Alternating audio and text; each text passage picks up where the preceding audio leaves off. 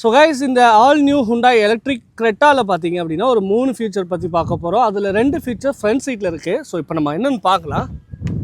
S, door open பண்ணீங்க அப்படிங்கும் போது உங்களுக்கு இந்த சீட் பார்த்தீங்க அப்படின்னா மெமரி ஃபங்க்ஷனில் வந்து கொடுத்துருக்காங்க. ஸோ பார்த்தா தெரியும், இப்போ ஃப்ரண்ட்டில் மூவ் ஆகிருக்கு.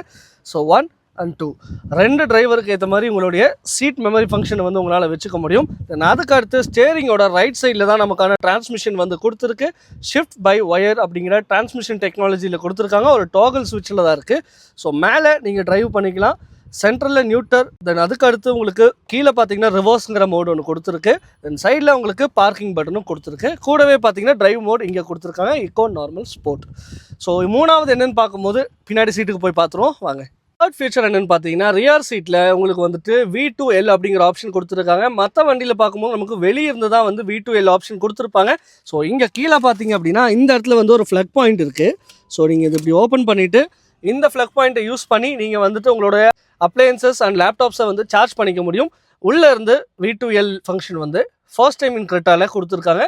இந்த ஃபீச்சரை பற்றி நீங்கள் என்ன நினைக்கிறீங்க அப்படிங்கிறத கீழே கமெண்ட் பாக்ஸில் கமெண்ட் பண்ணுங்கள்.